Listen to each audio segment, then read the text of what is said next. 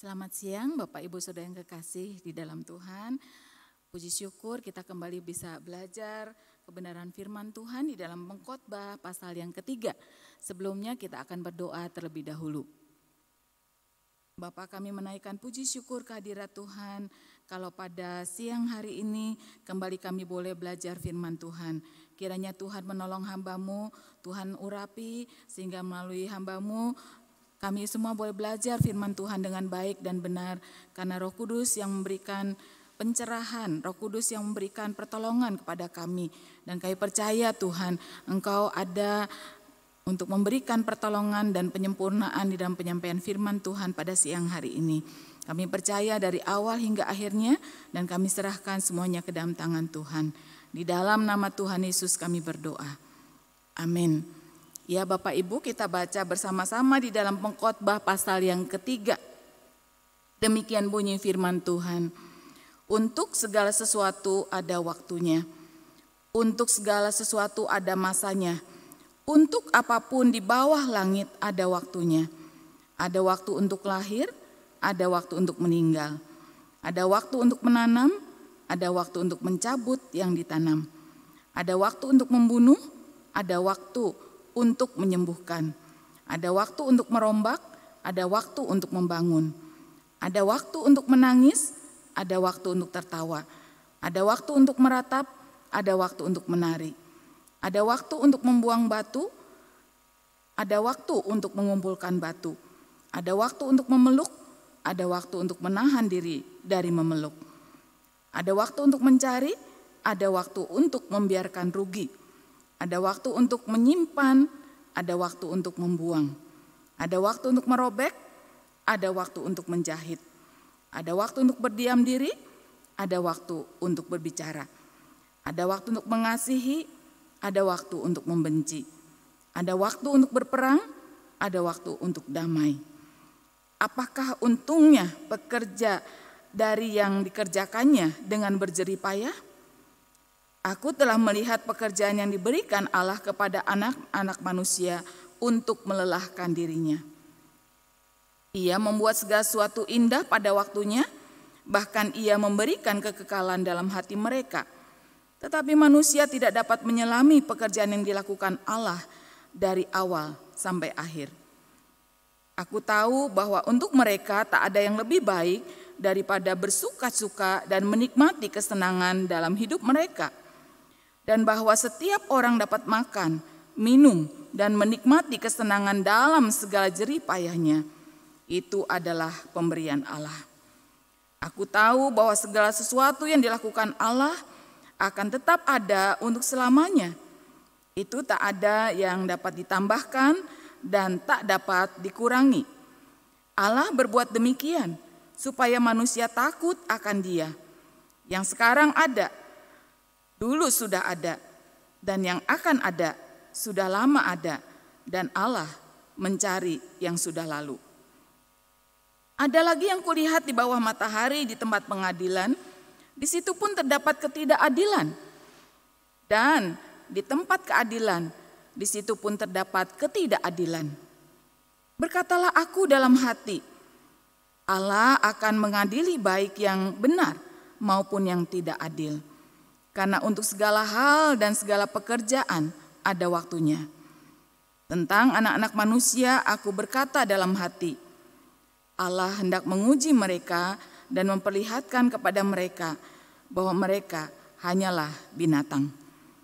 Karena masih manusia adalah sama dengan nasib binatang, nasib yang sama menimpa mereka sebagaimana yang satu mati, demikian juga yang lain. Kedua-duanya mempunyai nafas yang sama dan manusia tak mempunyai kelebihan atas binatang karena segala sesuatu adalah sia-sia. Kedua-duanya menuju satu tempat, kedua-duanya terjadi dari debu dan kedua-duanya kembali kepada debu. Siapakah yang mengetahui apakah nafas manusia naik ke atas dan nafas binatang turun ke bawah bumi? Aku melihat bahwa tidak ada yang lebih baik bagi manusia daripada bergembira dalam pekerjaannya. Sebab itu adalah bahagiannya. Karena siapa akan memperlihatkan kepadanya apa yang akan terjadi sesudah dia? Demikian pembacaan firman Tuhan. Bapak Ibu Saudara yang kekasih, kita melihat di dalam Pengkhotbah pasal yang ketiga ini. Kalau kita bisa melihat di dalam pembagiannya dibagi menjadi 3 bagian, yaitu ayat yang pertama hingga yang ke-10, kita melihat bahwa ada perubahan atau berubah-ubahnya perkara manusia.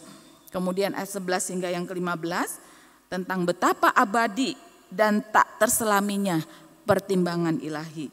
Dan ayat 16 hingga yang ke-22 yaitu tentang keabadian keputusan Allah. Kita akan melihat satu persatu daripada Pengkhotbah pasal yang ketiga ini. Ayat pertama, untuk segala sesuatu ada masanya dan apapun di bawah langit ada waktunya. Bapak Ibu yang kekasih, di dalam Pengkhotbah pasal yang ketiga, Pengkhotbah menuliskan tulisan yang begitu artistik. Karena bagian ini adalah merupakan bagian yang populer di dalam kitab Pengkhotbah ini.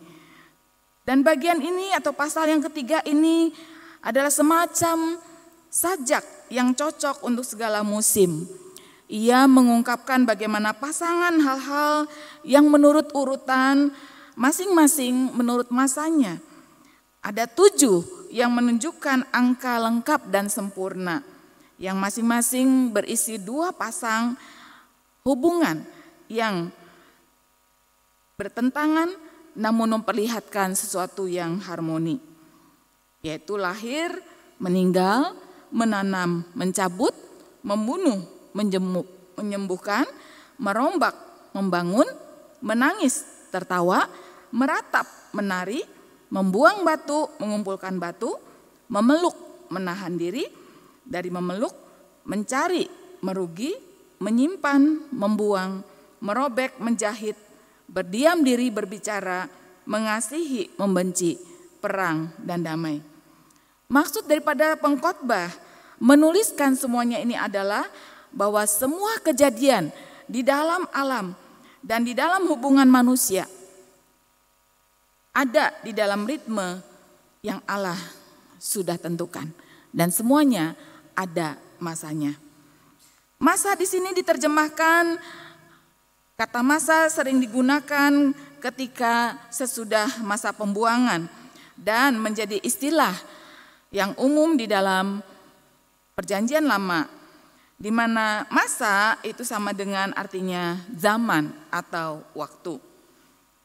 Segala sesuatu di dunia ini terjadi pada waktu yang ditentukan Allah.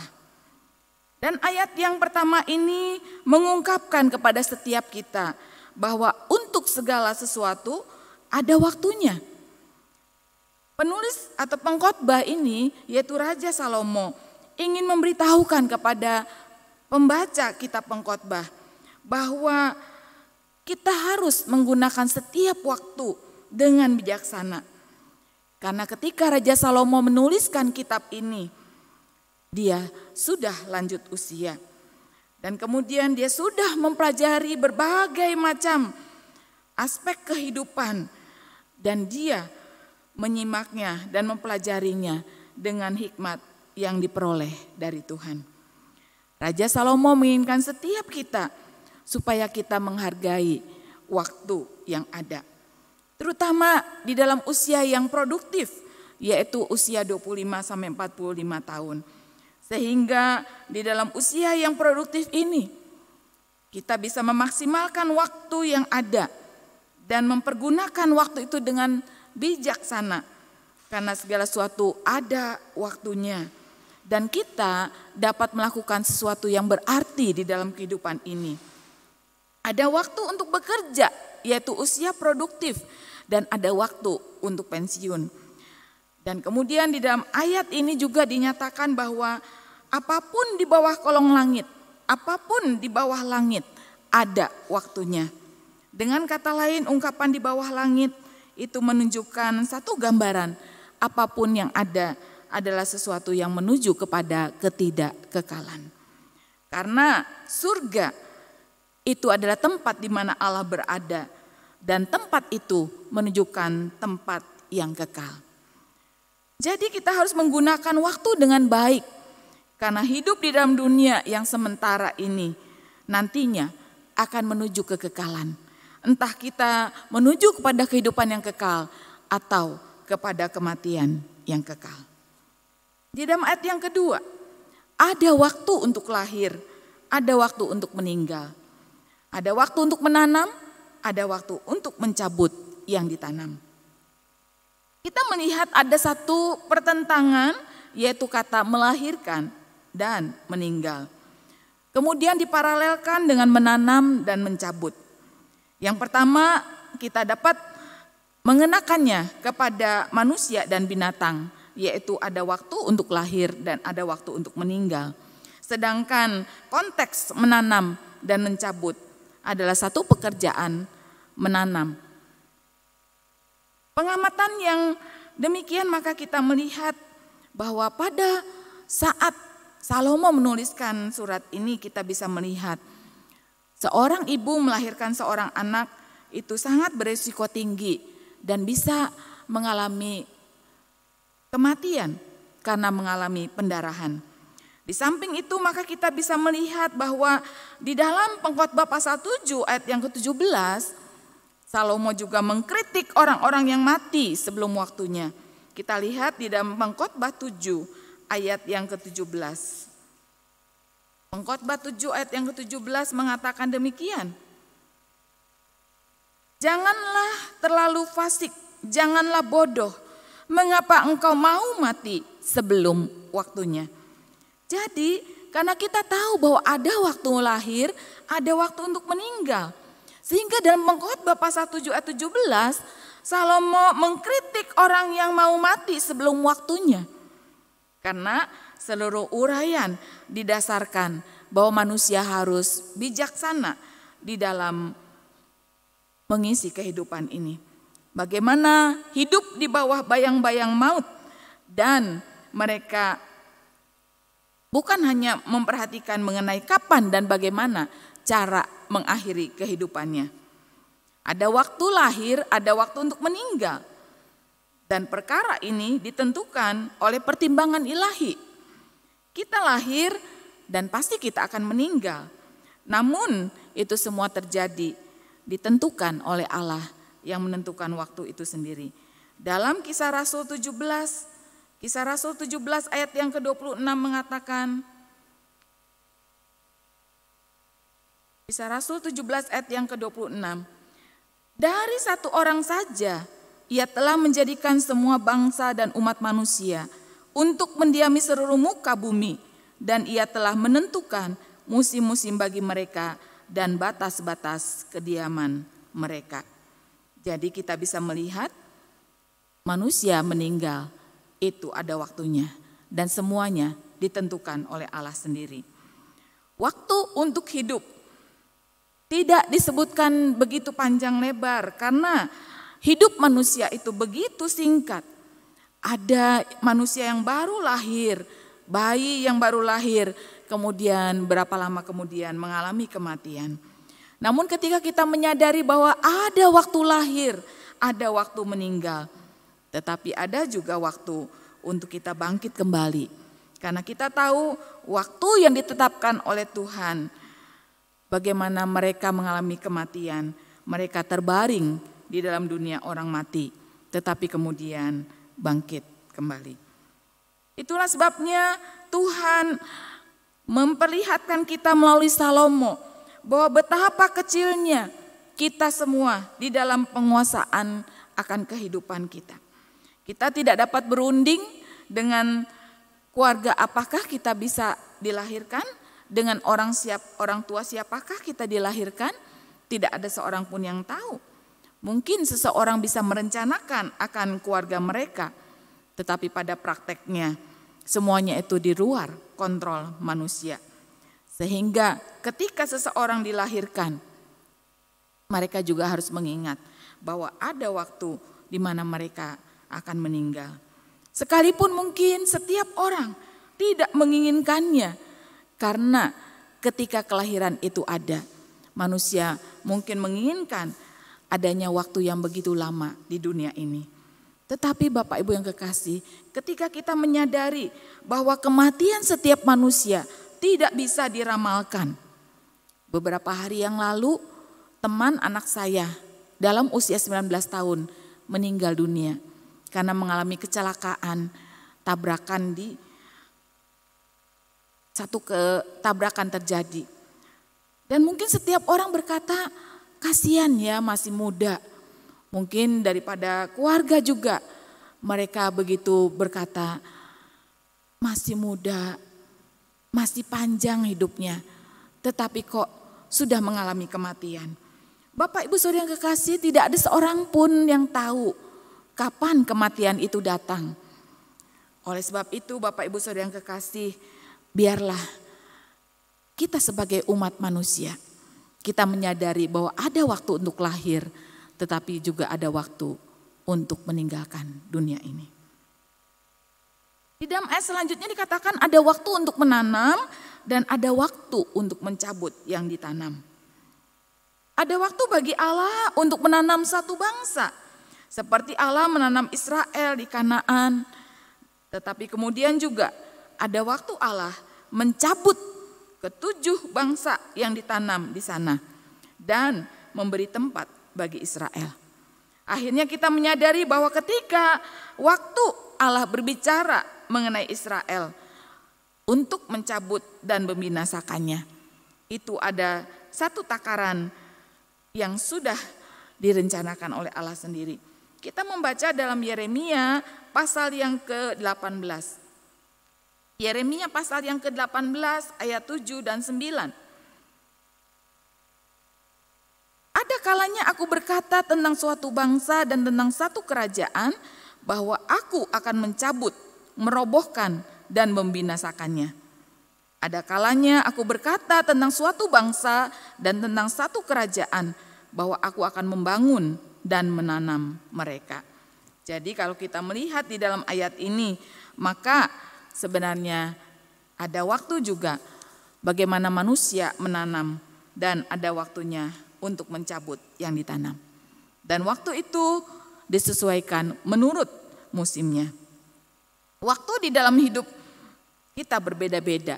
Dan ketika sama seperti sebuah tanaman, maka kita bisa melihat ketika tanaman itu sudah berbuah, maka bisa buah itu dipetik.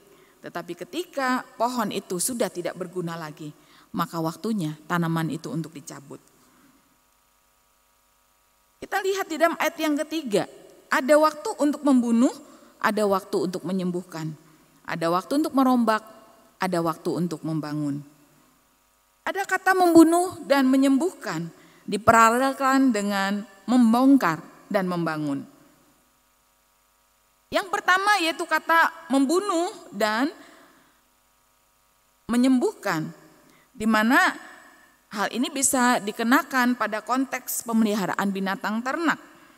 Binatang yang sakit parah tidak mungkin sembuh, sehingga tentunya dibunuh. Sedangkan binatang yang masih punya harapan untuk disembuhkan, maka akan juga disembuhkan. Tetapi kalimat yang kedua yaitu waktu merombak dan membangun. Ini adalah konteks pembangunan atau pembongkaran rumah atau gedung. Tetapi pertentangan yang pertama ini juga bisa dikenakan pada konteks pada diri manusia. Memang kelihatannya kejam, ada waktu membunuh, ada waktu menyembuhkan. Tetapi kalau kita melihat bahwa kedua kata ini memang bertentangan. Tetapi mulai sejak zaman di mana Allah menciptakan manusia, maka kemudian keturunannya dikatakan mereka sudah berbuat dua hal yang bertentangan ini, yaitu membunuh. Kata membunuh di sini memang kelihatannya begitu kejam. Ternyata membunuh pun ada waktunya. Jadi ketika kita mungkin memelihara binatang ternak, ya, kemudian sedang mengalami masalah yang besar, maka kita bisa melihat ketika binatang ini terkena penyakit, misalnya penyakit sapi gila, flu burung, tentunya binatang ini harus dibunuh, ya. Kecuali binatang ternak ini ada harapan untuk bisa disembuhkan. Tetapi mungkin kata membunuh di sini bagi manusia sangat kejam. Apalagi kita bisa melihat bahwa memang kata membunuh di sini satu hal yang sangat-sangat tidak berperi kemanusiaan. Karena seolah-olah sangat manusia melakukan itu dianggap biasa. Dan pada saat ini semakin banyak orang melakukannya. Terakhir kita mendengar berita yang menggegerkan, ya, seorang model di Hong Kong dibunuh atau dimutilasi oleh mantan suaminya. Jadi kita bisa melihat bahwa seolah-olah kata membunuh ini sesuatu hal yang mungkin biasa manusia lakukan. Dan itu adalah sesuatu hal yang mengerikan. Tetapi ketika kita melihat seseorang melakukan satu pembunuhan, maka tentunya manusia harus menyadari akan ada satu penghakiman Allah kepada setiap kita. Itulah sebabnya kita melihat bahwa ketika Allah menunjukkan jalan kasih setianya, maka ketika ada waktu membunuh, tetapi dikatakan ada waktu untuk menyembuhkan. Di dalam Hosea 6 ayat 1 sampai 2, saya akan bacakan di dalam Hosea pasal 6 ayat 1 dan 2. Mari kita akan berbalik kepada Tuhan, sebab Dialah yang telah menerkam dan yang akan menyembuhkan kita, yang telah memukul dan yang akan membalutnya kembali. Ia akan menghidupkan kita sesudah 2 hari. Pada hari yang ketiga Ia akan membangkitkan dan kita akan hidup di hadapannya. Jadi kebenaran firman Tuhan dalam kitab Hosea ini mengingatkan kepada kita bahwa ketika Allah sudah menerkamnya, maka Dia akan menyembuhkannya. Jadi sesuatu hal yang menghibur manusia. Ketika mungkin ada saatnya Allah menindas manusia karena kekerasan hati manusia. Tetapi ada saatnya Allah juga dengan kelembutannya menyembuhkan mereka. Itulah sebabnya semuanya ada waktunya. Dengan hikmat Tuhan, maka kita menyadari bagaimana sebenarnya Allah bisa menggunakan cara yang lembut, tetapi juga Allah bisa menggunakan cara yang keras. Kemudian kalau kita melihat kata selanjutnya, ada waktu merombak dan ada waktu membangun. Ada waktu merombak satu keluarga, satu kerajaan, tetapi kemudian dihancurkannya. Akan tetapi Allah memberikan waktu supaya manusia berbalik dan bertobat, di mana kemudian ada masanya. Sesuatu yang sudah dihancurkan itu akan dibangunnya kembali. Ada waktu yang ditetapkan Allah untuk membangun Sion. Kita lihat di dalam Mazmur pasal yang ke-102. Mazmur pasal yang ke-102 ayat yang ke-14 dan 17. Mazmur pasal yang ke-102 ayat 14 dan yang ke-17.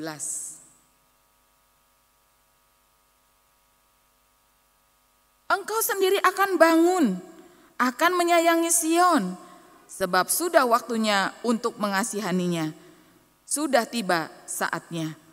Bila Tuhan sudah membangun Sion, sudah menampakkan diri dalam kemuliaannya. Jadi kita lihat di sini Bapak Ibu yang kekasih bahwa ada saatnya ketika Allah menghancurkan, tetapi ada saatnya Allah kembali membangunnya. Ada waktu juga manusia untuk berpisah dengan keluarganya. Manusia ada waktunya untuk menghentikan perdagangan. Dengan kata lain, ada waktu untuk merombak. Tetapi dalam setiap waktu ini kita memahami bahwa segala sesuatunya sudah dipersiapkan, di mana Allah akan kembali membangun apa yang sudah dirombaknya. Ayat yang keempat, ada waktu untuk menangis, ada waktu untuk tertawa, ada waktu untuk meratap, ada waktu untuk menari. Kita melihat pertentangan yang dialami oleh manusia, yaitu kata menangis dan tertawa, diparalelkan dengan kata meratap dan menari. Yang pertama konteksnya dalam lingkup reaksi emosional manusia. Tetapi yang kedua yaitu kata meratap dan menangis. Itu adalah lingkup reaksi fisik berupa gerak tubuh. Orang yang menangis tentunya akan meratap, sedang orang yang tertawa tentunya akan menari. Di dalam lingkungan masyarakat Jawa, orang bisa menangis juga sambil tertawa. Meskipun mungkin kelihatannya aneh, menangis disertai dengan tertawa. Namun itu adalah sesuatu pengungkapan emosi manusia. Dan kemudian ada juga reaksi gerakan tubuh, di mana di dalam tradisi Jawa juga kita pernah melihat ada orang yang begitu meratap, meraung-raung, mungkin memukul-mukul tanah. Namun kemudian di saat-saat kegirangan orang tersebut akan menari. Kedua reaksi fisik ini kita melihat mungkin di dalam tradisi Jawa begitu negatif. Perbuatan yang seolah-olah kekanak-kanakan. Tetapi menurut tradisi di Timur Tengah, kedua ungkapan yaitu menangis, tertawa, meratap dan menari. Itu adalah suatu hal yang wajar jikalau dilakukan pada tempatnya. Di dalam ayat-ayat sesudah ini maka kita bisa melihat ada juga pola yang sama yang dikelompokkan, di mana ada waktu yang menyusahkan, ada juga waktu untuk hal yang menyenangkan.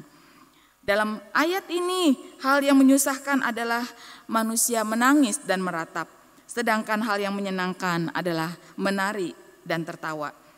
Kita belajar dari pola ini ternyata berlaku bagi dunia. Saat susah, ada saat senang. Bahkan kalau kita bisa melihat ada satu peribahasa mengatakan, berakit-rakit ke hulu, berenang-renang ke tepian, bersakit-sakit dahulu, bersenang-senang kemudian. Yang artinya ada waktunya nanti kita menikmati hasil daripada segala jerih payah kita. Orang yang hidup akan mengalami kesenangan dan orang yang mengalami senang terus-menerus dari awal hingga akhir, akibatnya menjadi tidak baik. Manusia itu menjadi tidak memiliki perasaan terhadap kesedihan orang lain. Ia juga akan kehilangan pelajaran-pelajaran yang mendalam.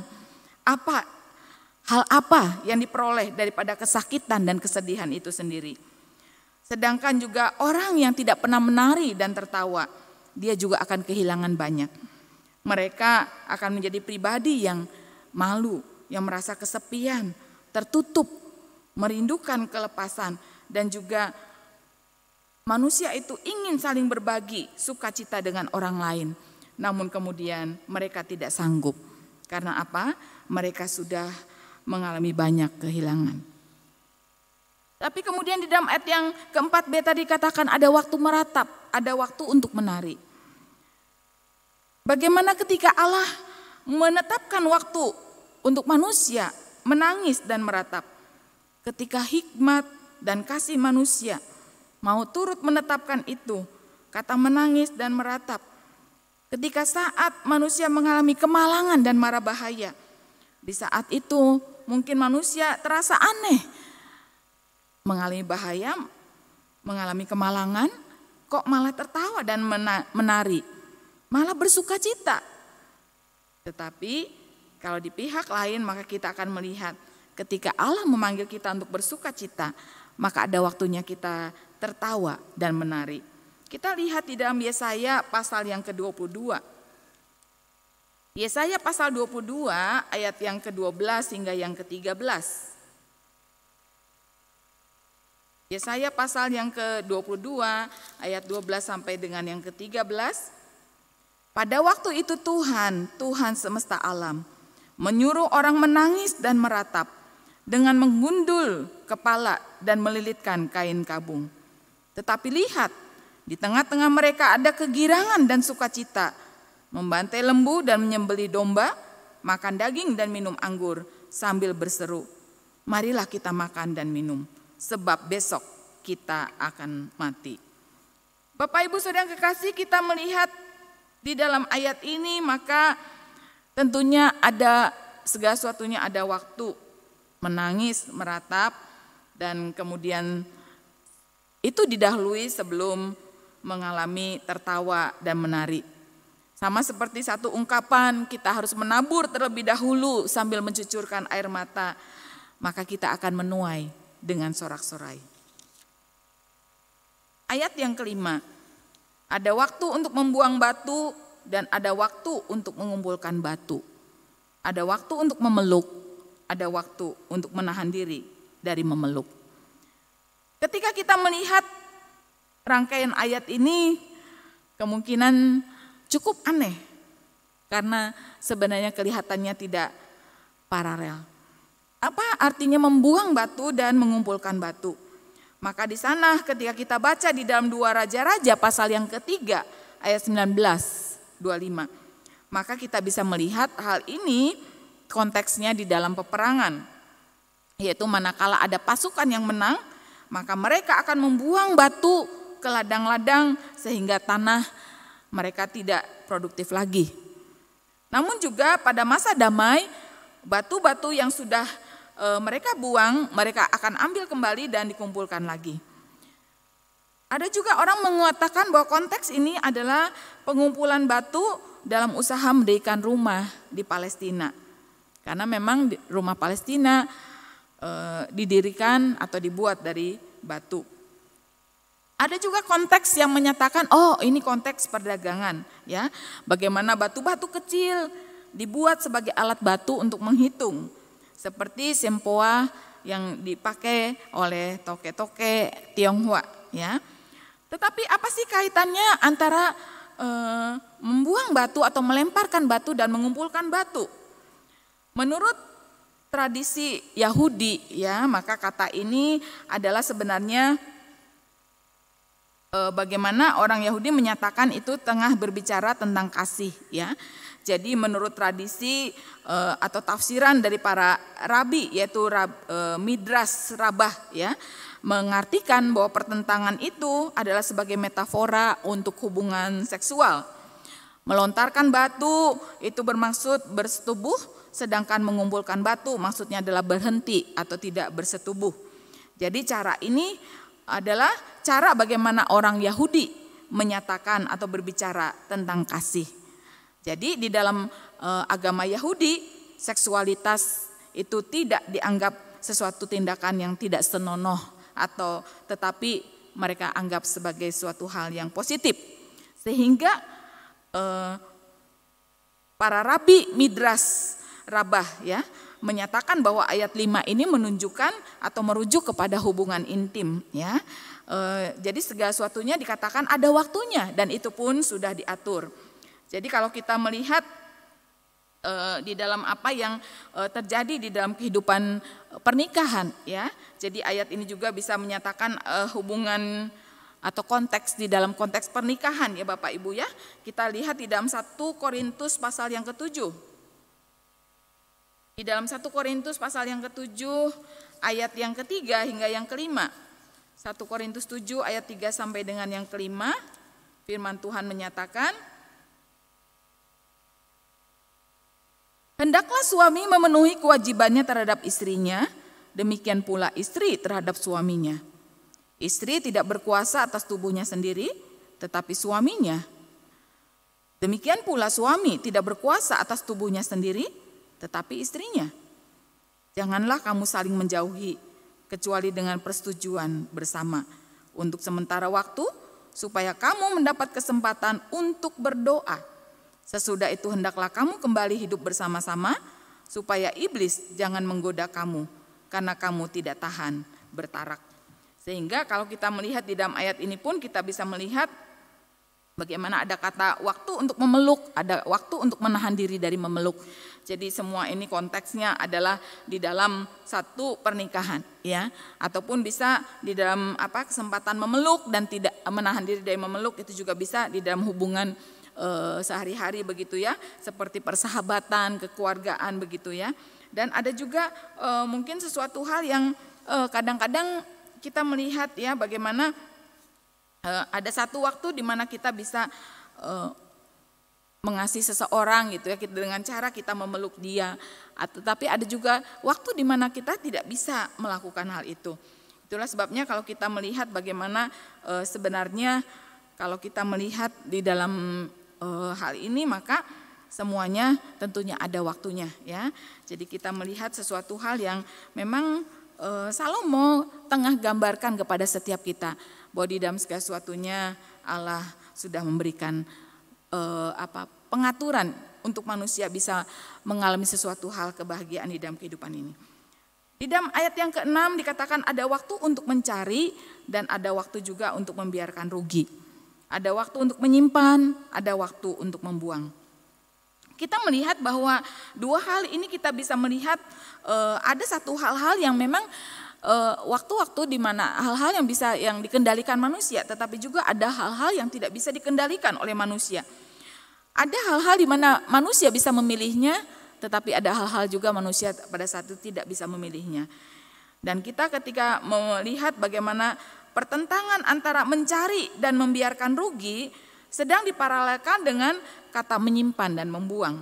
Ya, satu pertentangan yang diparalelkan ini kita bisa melihat bahwa kata mencari tidak mungkin berarti menemukan.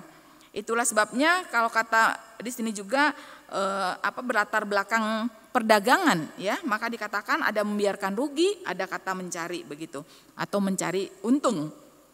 Jadi di sini ditempatkan pada konteks yang sama, yaitu konteks bagaimana kita bisa melihat dalam perdagangan gitu ya, ada waktunya manusia mencari untung, tetapi ada waktunya juga manusia untuk menyimpan, ya, atau menabung dari hasil apa yang sudah dikerjakannya.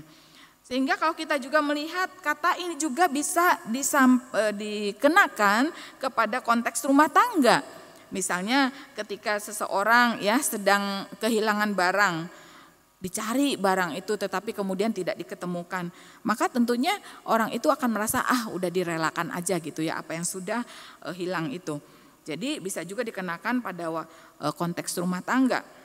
Namun ketika kita melihat ada waktu untuk mengejar uang, ada waktu mengejar kedudukan, ada waktu untuk mengejar kesempatan yang baik, dan ada waktu untuk keuntungan besar itu. Sehingga di dalam satu kesempatan yang terbuka, itulah sebabnya orang yang bijak akan mencari waktu yang terbaik untuk mereka, bisa mencari waktu yang terbaik untuk mengejar ya, yang dikatakan mungkin dengan cita-cita, dengan satu keinginan ya, untuk memiliki satu usaha yang berkembang, maka tentunya dia akan berjuang untuk memanfaatkan setiap kesempatan selagi masih ada. Bahkan mungkin ketika di dalam waktu itu yang ada, maka dia tidak akan membiarkan dia untuk rugi ya, tetapi dia akan berusaha sedemikian rupa untuk boleh menggenggam erat apa yang sudah diperolehnya ya, sehingga mungkin dia tidak merasa, dia berkata bahwa tidak ada seorang pun yang bisa mengambil daripada segala jerih lelah apa yang sudah dia perbuat. Nah, Bapak Ibu yang kekasih, kemudian dalam ayat tadi selanjutnya ada kata menyimpan dan ada waktu membuang ya. Kata ini juga kita bisa melihat sesuatu hal yang memang kalau kita melihat ada waktu di mana dikatakan menyimpan dan membuang ya. Di dalam Matius pasal 10 ayat 37 sampai 38 ya. Kadang-kadang ketika kita menjadi anak Tuhan, kita diajarkan barang siapa yang mau mengikut aku, dikatakannya dia harus menyangkal dirinya, memikul salib dan seterusnya ya. Kemudian juga mungkin dia harus membagikan seluruh apa yang dia miliki, dan kemudian dia juga mungkin tidak berusaha untuk menyelamatkan dirinya begitu ya. Jadi ada waktu di mana pada saat itu manusia membuang segala sesuatu yang dia miliki ya, dengan maksud apa? Dia belajar untuk ketika dia mungkin membuang segala sesuatu yang dimilikinya, mungkin kelihatannya dia tengah menyangkal Kristus ya, tetapi kemudian kita bisa melihat ketika seseorang berusaha untuk tidak memegang erat atau tidak berusaha untuk menyelamatkan apa yang dia kasihi, apa yang dia miliki, maka ternyata dia tengah menyelamatkan hidupnya ya. Karena barang siapa yang mengasihi nyawanya, menyelamatkan nyawanya, dia akan kehilangan nyawa itu. Itulah satu gambaran bagaimana sesuatu yang seolah-olah bertentangan dengan hati nurani, tetapi sebenarnya tidak ya. Karena pada waktu kita mau melakukan apa yang sebenarnya ketika kita menjadi pengikut Tuhan, maka apa yang diinginkan oleh Tuhan itu yang akan kita belajar untuk lakukan yang terbaik. Di dalam ayat yang ke-7 juga dikatakan ada waktu untuk merobek, ada waktu untuk menjahit, ada waktu untuk berdiam diri, ada waktu untuk berbicara. Ini juga adalah hal-hal yang sepenuhnya ada di tangan kita, ya. Jadi dalam arti yaitu dikatakan merobek dan menjahit, ya. Jadi sesuatu yang dapat kita pilih dan kita kendalikan, ya.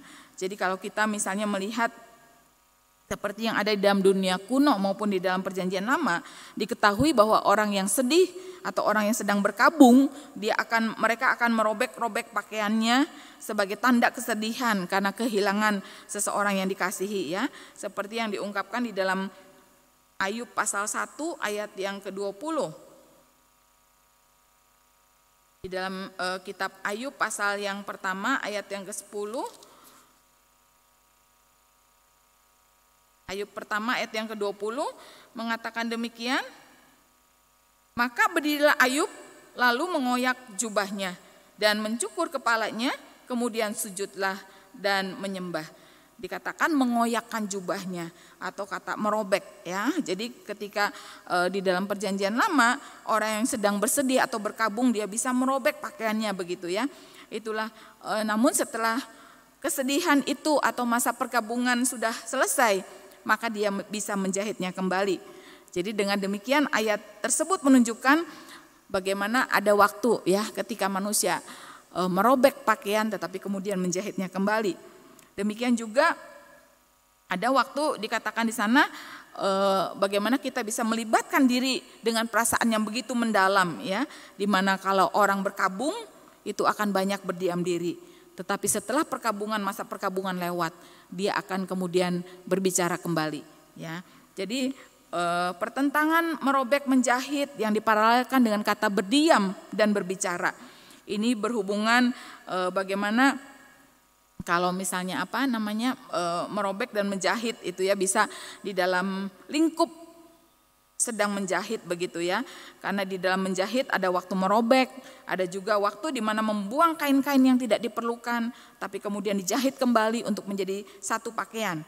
Nah, di dunia Asia Barat daya kuno maupun dalam perjanjian lama, kita bisa melihat orang-orang yang sedang berkabung atau bersedih yang merobek pakaiannya sebagai tanda duka cita, tetapi kemudian setelah selesai maka robekan itu akan dijahitnya kembali, ya. Jadi kalau kita bisa melihat konteks ini maka menjadi sesuatu hal yang paralel, ya. Jadi orang yang berkabung juga akan lebih banyak berdiam, tetapi setelah perkabungan selesai dia akan berbicara lagi. Jadi dengan kata lain ada waktu berdiam, ada waktu berbicara, itu melihat bahwa mungkin ada juga waktu-waktu yang jahat, ya, di mana dikatakan di sana kita harus banyak berdiam, ya. Bagaimana perkataan kita mungkin jangan sampai menyakitkan orang, atau mungkin ketika kita menyampaikan sesuatu pekabaran Injil, menyampaikan firman Tuhan, ya, seolah-olah kita tidak melemparkan mutiara itu kepada babi, sehingga lebih baik kita berdiam pada waktu itu, begitu, ya. Jadi kita melihat bahwa ada saat kita berbicara, ada saat kita menahan diri dalam berbicara. Ayat yang ke-8 dikatakan ada waktu menangis, ada waktu membenci, ada waktu perang, ada waktu untuk damai. Kita perlu membenci orang-orang jahat, tetapi kita tidak perlu membenci orang-orang jahat, tetapi kita perlu membenci apa yang mereka lakukan, ya. Kita hendaknya membenci perbuatan mereka. Dan ketika orang lain diperlakukan tidak baik, mungkin ketika kita melihat anak-anak menderita kelaparan, ketika kita melihat Tuhan tidak dihormati, maka kita akan benci dengan perlakuan itu, ya. Karena inilah juga yang menjadi sikap Tuhan. Tuhan menentang perbuatan orang jahat, tetapi Tuhan mengasihi orang yang berdosa, bahkan memberikan pengampunan. Di dalam ayat yang ke-8 ini lebih ke arah sifat manusia, yaitu di mana dikatakan ada waktu mengasihi, ada waktu membenci. Sering memang terjadi konflik antara manusia, ya. Sering bisa terjadi gesekan, ya, yang membuat kita tadinya begitu mengasihi, tetapi kemudian bisa berubah menjadi saling membenci. Mungkin akibat kesalahpahaman, beda pendapat. Karena pendapat kita tidak mau didengarkan, maka seorang sahabat atau sepasang manusia yang sedang berpacaran, yang asalnya begitu dekat, saling mengasihi, tetapi kemudian bisa saling membenci hanya dalam waktu yang singkat, ya, karena kebencian yang terpendam, sehingga hal itu yang tadinya saling mengasihi ternyata bisa akhirnya saling membenci dan bahkan tidak mau bertemu lagi. Mungkin tidak ada niat sebenarnya dalam hati untuk membenci, tetapi karena manusia memiliki ego yang begitu tinggi, sehingga dalam hati mereka tidak ada rasa ingin berdamai. Dan di dalam konteks ada waktu perang, ada waktu damai. Ya, pada zaman Perjanjian Lama memang banyak ditulis ya kisah-kisah tentang peperangan terjadi, ya banyak peperangan gitu ya. Tetapi pada zaman Salomo ada zaman damai, ya, bagaimana kemudian bangsa-bangsa itu yang berperang kemudian berdamai begitu ya, sehingga raja harus ketika mungkin mempertimbangkan ya tentara yang dimilikinya lebih sedikit dengan tentara lawan, maka si raja memutuskan untuk berdamai. Jadi seperti yang dikatakan di dalam Lukas 14 ayat yang ke-31 ya, seorang raja harus memutuskan berdamai. Karena apabila perang terjadi kemungkinan mereka akan kalah ya. Jadi mereka harus memperhitungkan berapa tentara mereka. Sehingga ketika dalam menghadapi lawan dia harus memperhitungkannya sehingga ada waktu berdamai, ada waktu perang. Memang perang tidak akan berlangsung terus ya. Itulah sebabnya dikatakan ada waktunya damai. Oleh sebab itu kita bisa melihat satu hal yang suatu hal yang terjadi antara sesuatu kegembiraan dan sesuatu kesedihan terjadi. Ada saat perang di mana manusia mengalami kesedihan, banyak kehilangan, tetapi ketika terjadi pendamaian itu adalah suatu hal yang membuat manusia menjadi bersukacita dalam Tuhan. Nah, Bapak Ibu Saudara yang kekasih, kemudian dari semuanya itu ketika Salomo atau pengkhotbah Kohelet menguraikan semua ada waktunya, maka di dalam ayat 9 dikatakan, apakah untungnya pekerja dari yang dikerjakannya dengan berjerih payah. Ide ini diungkapkan kembali di dalam pasal 1 ayat yang ketiga oleh Salomo ya, untuk mempertegaskan kepada pembacanya, yaitu bahwa apa sih untungnya manusia berjerih payah di bawah matahari, karena baginya semuanya itu adalah kesia-siaan belaka. Bahkan Raja Salomo juga pernah mengungkapkan hal bagai menjaring angin, yang berarti bahwa apa yang sudah dilakukannya semua selama ini tidak ada keuntungan.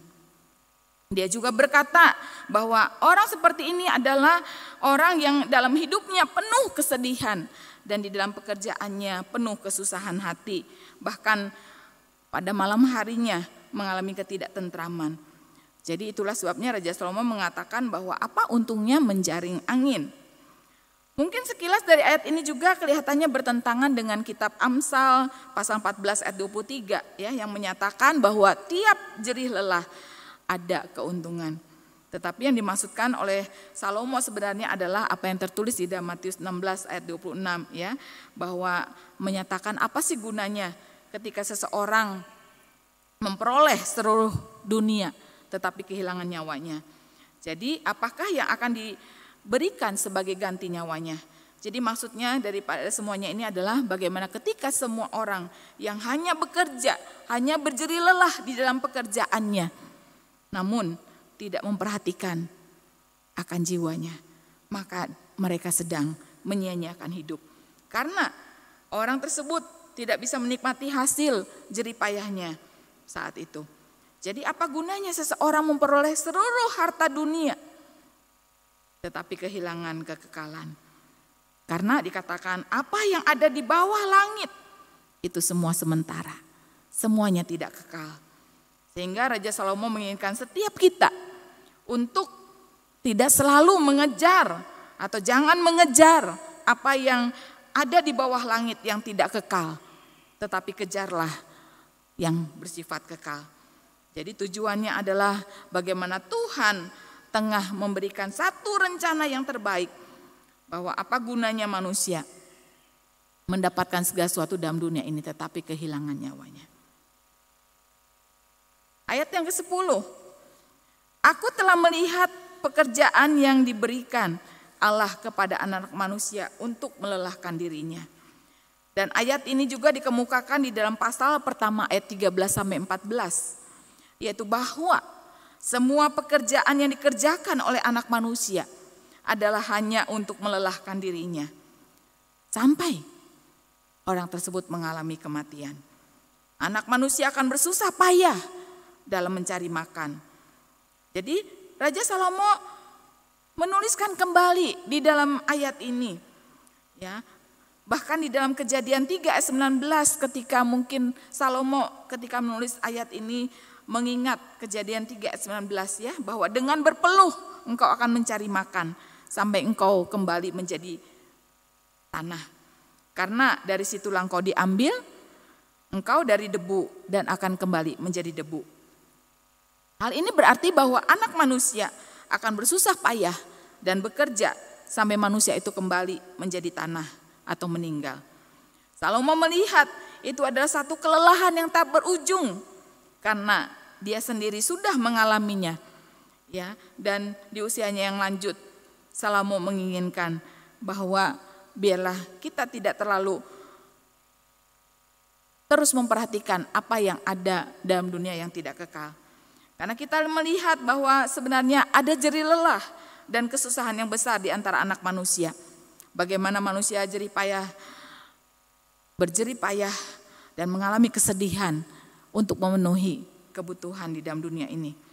Dan kemudian juga jerih lelah dan kesusahan ini juga sebenarnya adalah satu bagian yang diberikan Allah kepada kita. Bahwa sebenarnya Tuhan tidak pernah menciptakan manusia atau menciptakan dunia ini bagi manusia untuk menjadi tempat istirahat bagi kita. Dan bagi banyak orang jerih lelah itu adalah satu hadiah ya. Karena Allah memberikan kepada manusia.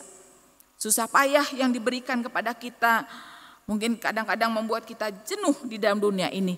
Karena untuk itulah pada akhirnya kita merindukan istirahat sesudah itu ya. Kita merindukan ada suasana yang lain setelah ada di dalam dunia selama berjerih lelah. Ketika manusia berjerih lelah, ada satu saat di mana kita tidak akan lagi mengalaminya. Jadi kita bisa menikmati pekerjaan dan mengingat bahwa ketika Tuhan memberikan pekerjaan untuk kita lakukan, kita boleh menyadari bahwa hasil pekerjaan itu pun adalah pemberian Allah. Kita bisa makan, kita bisa minum, kita bisa menikmati kesenangan dari hasil jerih payah kita. Itu semua adalah pemberian Allah. Ayat 11 mengatakan, ia membuat segala sesuatu indah pada waktunya. Bahkan ia memberikan kekekalan dalam hati mereka. Tetapi manusia tidak dapat menyelami pekerjaan yang dilakukan Allah dari awal sampai akhir. Dan di dalam ayat ini sebenarnya kalau kita lihat tidak ada persoalan ya. Tetapi yang menjadi masalah adalah apa yang menjadi maknanya ya di dalam konteks ini, karena dikatakan ada kata indah pada waktunya. Kata indah di sini adalah mengandung unsur estetis ya. Bagaimana ketika kita menghayati bahwa Allah membuat peristiwa-peristiwa di atas terjadi dan semua ada waktunya. Dan itu adalah suatu hal yang indah ya, ketika dikatakan segala sesuatu ada waktunya. Dan ketika Allah sudah menentukan semuanya itu, kemudian kita menyadari itu ada satu keindahannya tersendiri ya. Bagaimana kita melihat Tuhan, hal ini juga bukan berarti dalam konteks penciptaan manusia ya Bapak Ibu bukan, tetapi Allah tengah menunjukkan bahwa Allah tengah membuat segala sesuatu indah pada waktunya sesuai dengan polanya. Yaitu segala sesuatu indah menurut pola yang tengah Allah rancangkan ya. Karena memang seperti yang dialami di dalam dunia ini ada saatnya untuk belajar, ada saatnya untuk beristirahat, ada saatnya kita menjaga apa yang akan dimakan, tetapi ada saatnya supaya kita mengalami panjang umur, kita menginginkan kita bisa menggendong cucu dan sebagainya gitu ya. Jadi kita harus menjaga pola makan kita. Ada saatnya kita bisa makan segala sesuatu yang kita inginkan, tetapi juga ada waktunya kita untuk menahan daripada makanan yang ingin kita makan. Ada saatnya kita mungkin merintis gereja, tetapi juga ada saatnya kita bisa mendapatkan jemaat yang setia di dalam gereja kita. Ada saatnya untuk bekerja, tetapi juga ada saatnya di mana kita bisa menikmati pendapatan yang kita terima dari hasil pekerjaan kita. Ada saat kita berkorban, kita melayani Tuhan, kita berjuang, memberikan banyak waktu untuk Tuhan, dan kita akhirnya menerima keindahan dan kekekalan di surga nanti. Dan itulah sebabnya masih banyak contoh-contoh bagaimana semuanya ada waktunya, ada polanya, yaitu sesuatu yang menyenangkan, sesuatu yang bisa kita nikmati, kita bisa melewati masa-masa yang sulit di dalam hidup ini, tetapi di mana juga ada waktu-waktu di mana kita menikmati kesenangan di dalam kehidupan ini. Ada waktu yang seolah-olah menyusahkan hati kita, tetapi ada juga waktu di mana seolah-olah hati kita disenangkan oleh Tuhan. Jadi sesuatu hal yang ironis bisa terjadi dalam kehidupan kita, tetapi semuanya Tuhan menginginkan kita bisa menikmati dari awal hingga akhir apa yang Tuhan rencanakan, apa yang Tuhan sediakan. Dan kita semua tahu bahwa Allah menjadikan segala sesuatunya indah pada waktunya. Segala sesuatu ada sebagaimana Allah menciptakannya.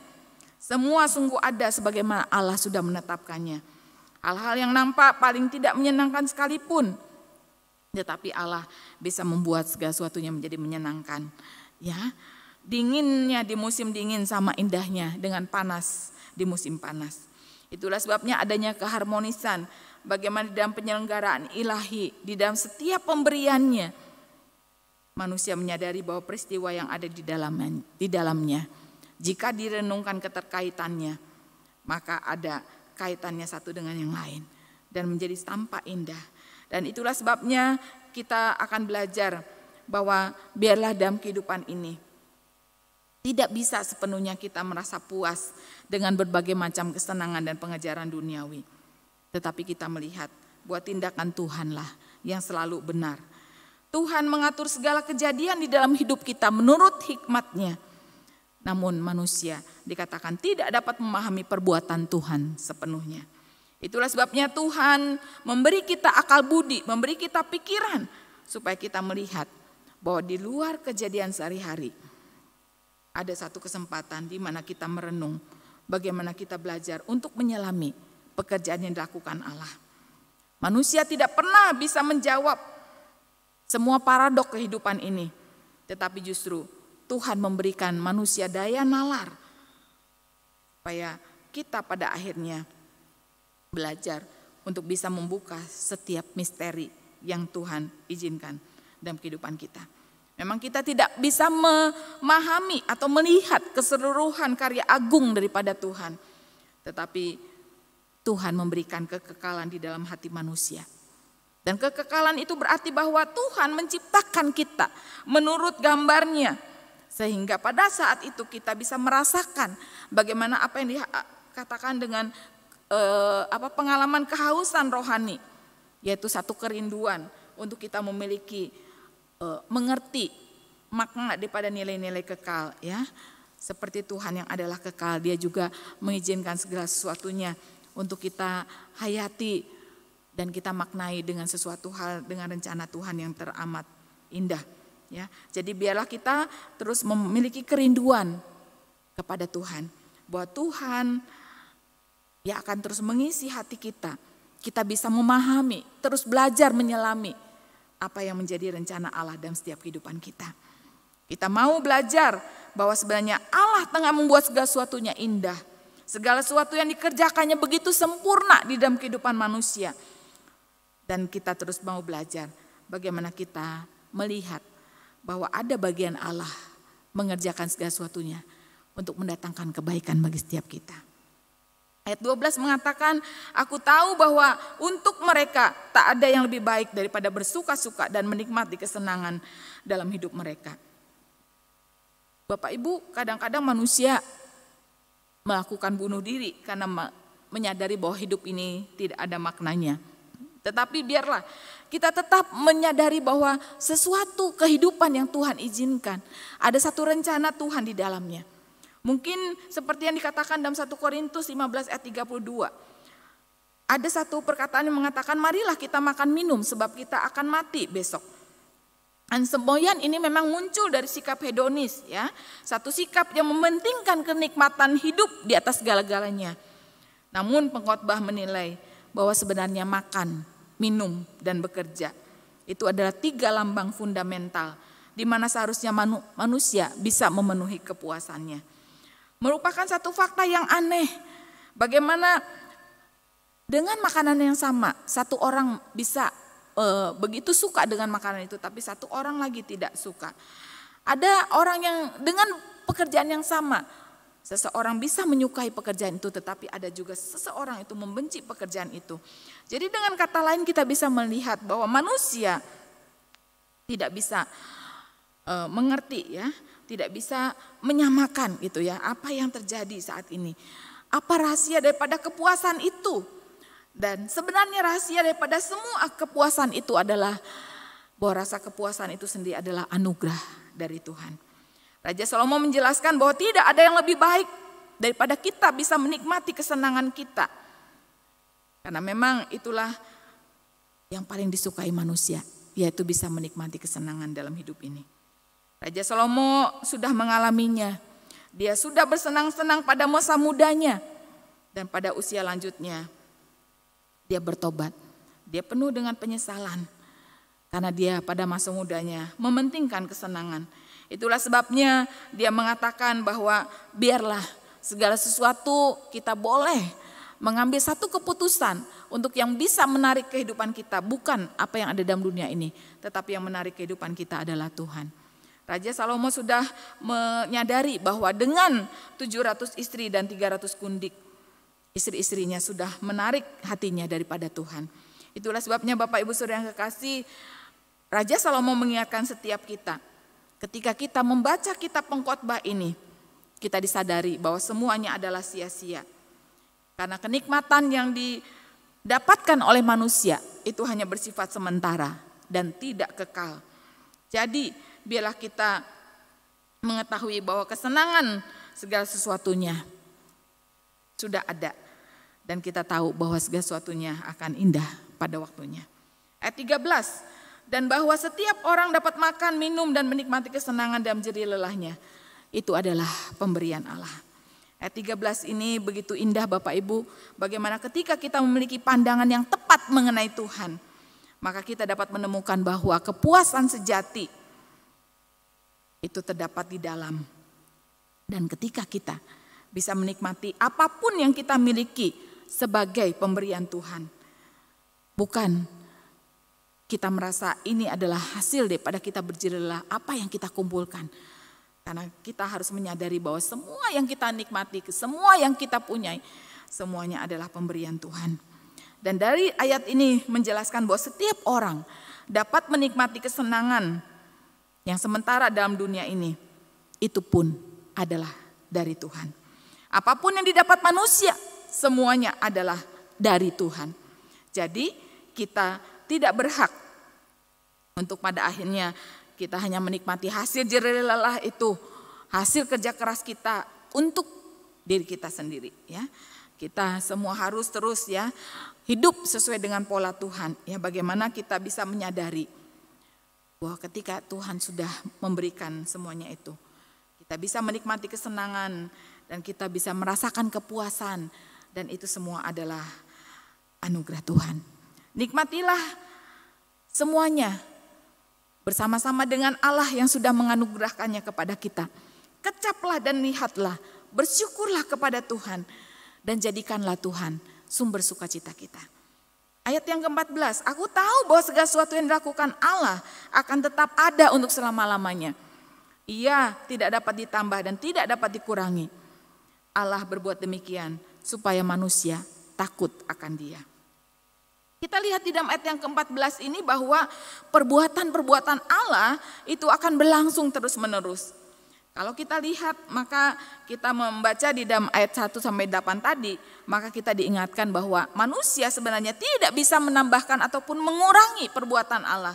Ya, dan ungkapan ini dimaksudkan oleh penulis adalah untuk menunjukkan bahwa kedaulatan itu sepenuhnya adalah kedaulatan Allah yang mutlak. Ya. perbuatan manusia bisa ditambah atau dikurangi. Tetapi perbuatan Allah tidak.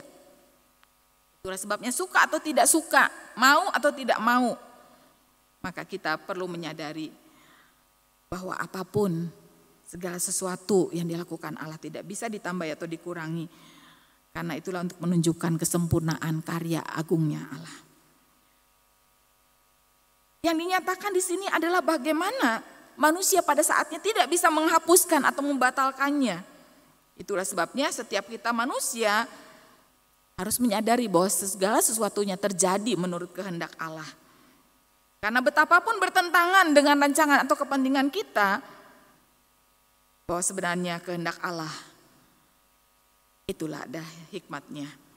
Tujuan akhir Allah di dalam segala penetapannya adalah bahwa menjadikan manusia menjadi saleh.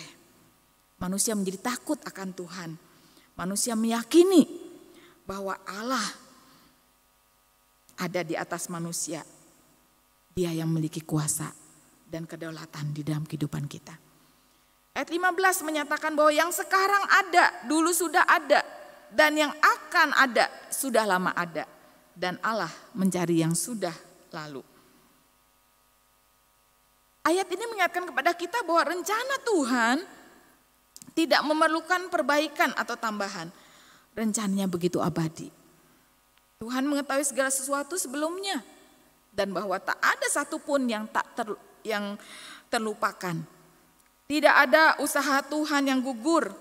Tidak ada orang yang dapat menggugurkannya. Sebab sesungguhnya yang ada sekarang dulu sudah ada. Dan yang akan ada sudah lama ada. Dan Allah mencari yang sudah lalu. Tuhan akan memperhitungkan apa yang sudah berlalu. Dia seperti hakim. Ia akan memperhitungkan segala sesuatu yang telah kita jalani sepanjang hidup ini. Pikiran yang ada di sini dikemukakan dalam pasal 1 ayat yang ke-9. Jadi kita tahu bahwa Allah menentukan supaya yang sudah terjadi dapat terjadi lagi. Yang sekarang ada, dulu sudah ada. Allah baru saja menggunakan cara ini dan kita tahu bahwa segala sesuatu selalu berubah-ubah dan selalu tidak pasti seperti halnya sekarang. Namun kita menyadari bahwa segala sesuatunya tetap di dalam kontrol dan pertimbangan Allah. Kita melihat Bapak Ibu bahwa dunia ini seperti yang sudah memang kita lihat bahwa terus berubah-ubah. Namun kita melihat bahwa Allah selalu mencari yang sudah lalu. Dan kemudian dia akan mengulangi yang pernah dilakukannya. Untuk menunjukkan bahwa segala sesuatunya tidak bisa diubah menurut kehendak manusia. Ayat yang ke-16 mengatakan bahwa ada lagi yang kulihat di bawah matahari di tempat pengadilan. Di situ pun terdapat ketidakadilan. Dan di tempat keadilan disitulah terdapat ketidakadilan. Ayat ini juga mengingatkan kepada kita bahwa gagasan ini tentang waktu yang tidak dapat diubah. Serta kekuasaannya sama seperti yang terdapat di dalam ayat 17 nanti ya. Bahwa soal ketidakadilan demikian mencolok sehingga tidak bisa dibiarkan semata-mata. Ya, bagaimana kalau kita bisa melihat segala sesuatu yang berteriak untuk dirombak gitu ya, menyatakan sesuatu yang ketidakadilan. Tetapi kemudian di sana diketemukan bahwa keuntungan nyata dari perubahan dan liku-liku kehidupan menjadi nyata. Menunjukkan fakta bahwa segala sesuatu dalam dunia ini adalah musiman. Dia menunjukkan bahwa ketika kelak akan berakhirnya masa kejahatan dan ketidakadilan yang berkepanjangan itu. Untuk membuat manusia menjadi sadar bahwa Allah sebenarnya menghendaki keadilan. Allah menunjukkan dan Allah menentukan waktu yang tepat. Tuhan itu adil dan benar. Hukum-hukumnya juga adil dan benar. Sehingga manusia yang berkenan kepada Tuhan, itu manusia itu adalah manusia yang berlaku adil dan benar pula. Tetapi apa yang terjadi dalam dunia justru di tempat yang diharapkan. Bagaimana keputusan yang adil dan benar kadang-kadang merupakan pemutarbalikan daripada hukum atau kejahatan yang merajalela. Namun kita bisa melihat sebenarnya Tuhan yang menentukan sesuatu. Kelihatannya ketidakadilan itu yang terjadi, tetapi sebenarnya Dia, Tuhan adalah hakim yang tertinggi yang akan menunjukkan keadilannya kepada setiap manusia. Ayat 17, berkatalah aku dalam hati, Allah akan mengadili baik orang benar maupun orang tidak adil. Karena untuk segala hal dan segala pekerjaan ada waktunya. Kita melihat sekarang bagaimana sebenarnya kita tengah melihat satu proses pengadilan. Yang kadang-kadang kita melihat ada satu hal ketidakadilan. Tetapi dikatakan pada waktu yang ditentukan Allah, Dia sendiri akan mengadili. Ya. Jadi Allah akan mengadili pada saatnya nanti, bukan sekarang. Sekarang ini sedang diproses, diuji di dalam kekekalan nantinya. Bahwa sebelum masuk pada kehidupan yang kekal, bahwa kehidupan ini akan diadilinya terlebih dahulu. Tuhan kelak akan meluruskan hal-hal yang tidak benar yang telah dilakukan oleh manusia. Karena memang ada waktunya yang Ia tentukan untuk segala sesuatunya. Harinya akan datang di mana kebenaran akan menang dan kejahatan akan diadili. Tetapi mungkin belum saatnya. Tuhan punya waktunya sendiri. Dia akan menghukum orang fasik, namun Dia akan memberikan upah kepada orang benar. Ayat 18. Tentang anak-anak manusia aku berkata dalam hati, aku hendak menguji mereka dan memperlihatkan kepada mereka bahwa mereka hanyalah binatang. Ungkapan ini mungkin berlawanan sekali dengan Kejadian 1 ayat 26 sampai 28. Bahkan di dalam kitab Mazmur pasal yang ke-8, manusia tidak sama dengan binatang. Dan bahkan di dalam Mazmur pasal 8, manusia berkuasa atas binatang. Jadi apa sih ungkapannya dikatakan bahwa manusia hanyalah binatang? Ungkapan ini adalah satu perkataan yang terlihat sinis. Manusia kok disamain dengan binatang, begitu ya. Tetapi kata binatang di sini adalah binatang ternak ya, yang besar-besar seperti sapi. Kemudian bayangan sapi ini berjalan bolak-balik menarik pedati dan membajak di sawah, begitu ya, tanpa tujuan, tanpa makna. Jadi hal ini merupakan satu gambaran ya, bagaimana ketika manusia tengah dibandingkan dengan pekerjaan binatang ya, yaitu usaha dan jeripayah manusia tanpa makna dan tujuan, sama seperti ketika manusia disamakan dengan binatang itu sendiri. Nah, tujuan Salomo menyamakan manusia itu dikatakan hanyalah binatang adalah apa? Supaya Allah lah yang dihormati dan diakui dan dimuliakan. Jika manusia menghadapi kesulitan hidup, manusia menyadari kesia-siaan itu. Seperti usaha menjaring angin. Mereka akan menyalahkan diri sendiri. Mereka tidak boleh melemparkan kesalahan itu kepada Allah. Dan ketika manusia dibuat rendah, dihina, dipermalukan, maka biarlah manusia akan menyadari bahwa manusia harus memikirkan jiwanya, ya, sehingga dirinya tidaklah sama dengan binatang, ya. Jadi kita bisa melihat di dalam hal ini manusia dan binatang berbeda, tetapi yang disamakan adalah ketika manusia tidak punya tujuan itu, tidak punya arah, maka disamakan dengan binatang. Ayat 19 mengatakan karena nasib manusia adalah sama dengan nasib binatang. Nasib yang sama menimpa mereka, bagaimana yang satu mati, demikian juga yang lain. Kedua-duanya mempunyai nafas yang sama. Dan manusia tak mempunyai kelebihan atas binatang, karena sesuatu adalah sia-sia. Di sini nasib manusia disamakan dengan binatang, ya. Bagaimana manusia juga dikatakan memiliki nafas yang sama. Binatang punya nafas, manusia punya nafas, ya. Namun pada akhirnya kedua-duanya akan mengalami kematian, ya. Nafas, ya, Kejadian 2 ayat yang ke-7 dikatakan Tuhan meniupkan nafas hidup kepada hidung manusia. Manusia yang terbuat dari tanah, kemudian Tuhan meniupkan nafas hidup kepada manusia. Namun berbeda dengan binatang ya. Binatang pun punya nafas, tetapi nafas itu bukan nafas daripada Allah begitu ya. Jadi binatang tidak pernah mendapatkan nafas dari Tuhan. Hanya manusia yang mendapatkan nafas dari Tuhan. Jadi yang disamakan di sini antara manusia dengan binatang adalah nasibnya, yaitu bahwa sama-sama akan mati ya. Sama-sama bernafas, tetapi juga sama-sama akan mengalami apa yang disebut dengan kematian. Yang dibedakan, yang menjadi perbedaan antara manusia dengan binatang adalah ketika manusia diberi nafas langsung oleh Tuhan, sedangkan binatang tidak. Jadi bukan berarti manusia dengan binatang sama secara keseluruhan. Itulah sebabnya Kohelet berkata bahwa pada akhir ayat ini dikatakan bahwa segala sesuatu adalah sia-sia. Pada akhirnya manusia pun akan meninggal seperti binatang. Jadi ada dua fakta mengenai manusia.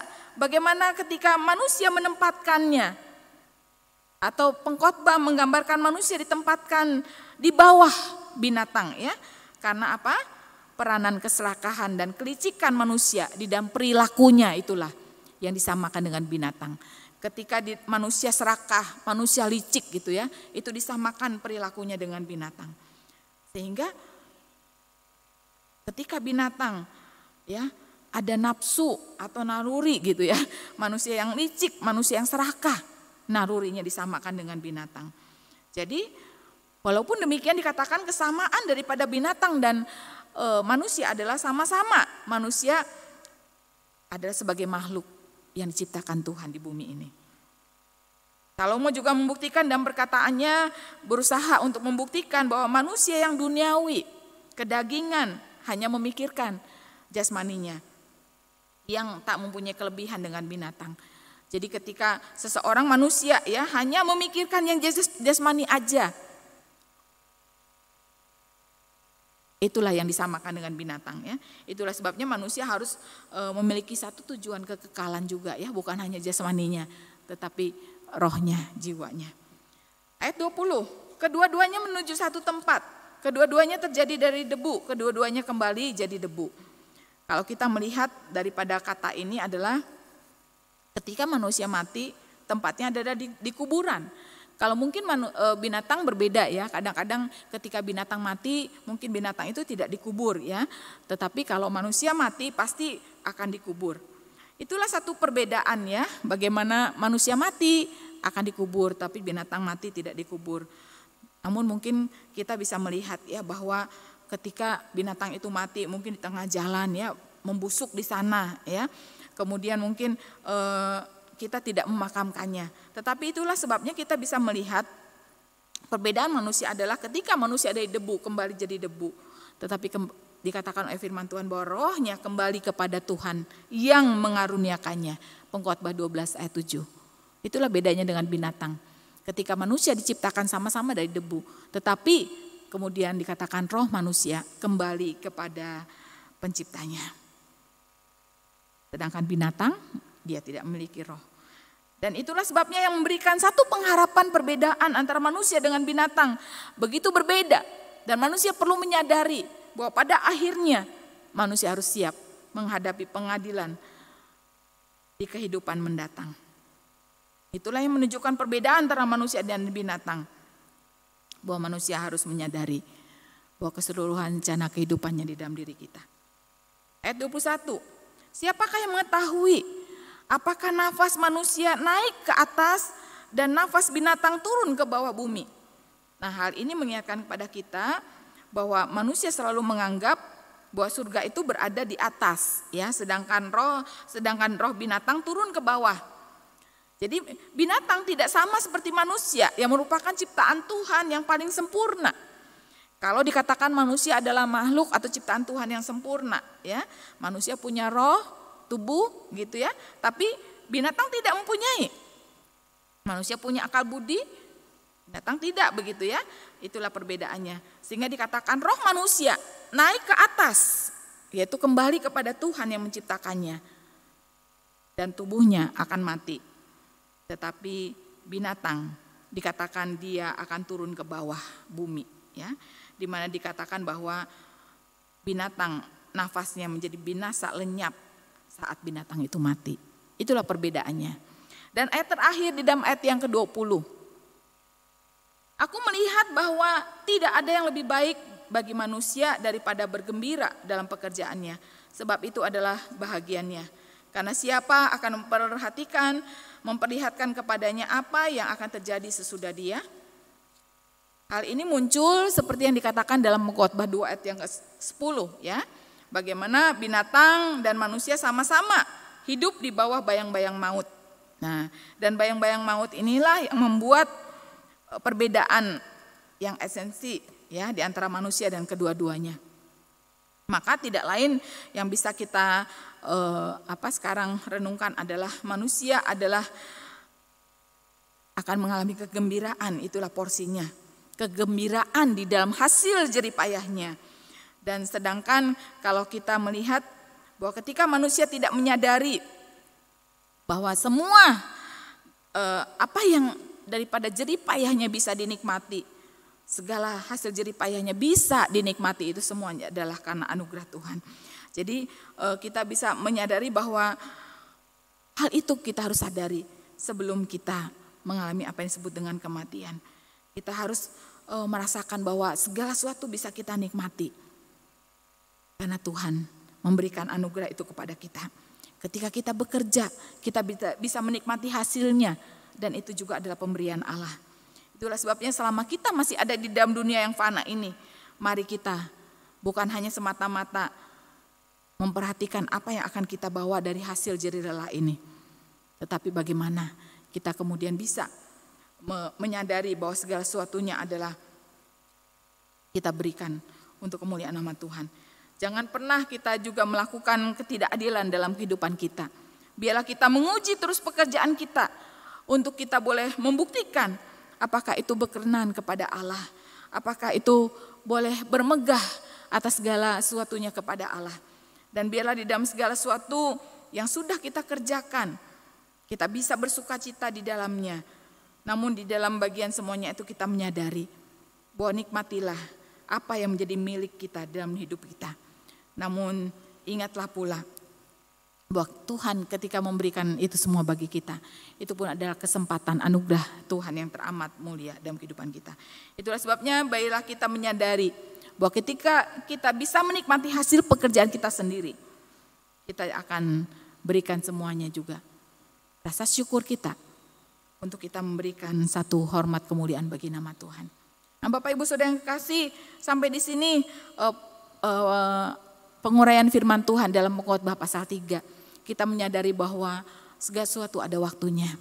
Tuhanlah sang penentu waktu itu. Dan Tuhanlah yang berotoritas penuh dalam kehidupan kita. Tuhan berdaulat penuh atas kehidupan kita. Sehingga apapun yang kita alami, apapun yang kita rasakan, percayalah bahwa ada satu pribadi yang berdaulat atas kehidupan kita, yaitu Tuhan. Dan ketika kita punya kesempatan untuk menikmati daripada hasil jerih lelah kita, kita sadari bahwa itu adalah pemberian Allah. Itu anugerah Tuhan dan kita patut syukuri bersama-sama. Biarlah semuanya ini boleh menyadari kepada kita semua bahwa kita boleh menyadari untuk segala sesuatu ada waktunya dan ada segala sesuatunya Tuhan atur dan menjadi indah pada waktunya. Sebentar sore kita juga akan mendengarkan pendalaman Alkitab yang disampaikan oleh Bapak Penatua Lindra Haryanto. Bila kita akan mendengarkannya juga dan kita percaya Tuhan bekerja untuk kita semua. Rohnya memberikan pertolongan sehingga kita mengerti apa yang menjadi rencana Tuhan melalui firman-Nya. Mari kita berdoa. Kami bersyukur Tuhan, kami boleh mendengarkan firman Tuhan. Hamba-Mu terbatas, hamba-Mu sederhana, tapi biarlah Roh Kudus yang akan terus menyempurnakannya. Sehingga firman-Mu yang hamba sampaikan boleh meneguhkan, boleh menjadi berkat bagi jemaat Tuhan yang mendengarkannya. Dan sebentar sore Tuhan juga urapi hamba-Mu, Bapak Penatua Lindra. Sehingga melalui hamba-Mu juga ada pembukaan, pelajaran, hikmat yang baru. Sehingga kami boleh semakin mengerti apa yang menjadi rencana Tuhan melalui firman-Mu pada sore hari ini. Terima kasih Bapak untuk siang hari ini di mana kami boleh belajar firman-Mu. Kiranya Tuhan menolong kami semua. Terpuji namamu, kami menyerahkan seluruh keadaan hidup kami selanjutnya ke dalam tangan-Mu saja. Di dalam nama Tuhan Yesus kami berdoa. Amin. Sampai di sini Bapak Ibu Saudara, pendalaman Alkitab pada siang hari ini. Tuhan memberkati kita semua.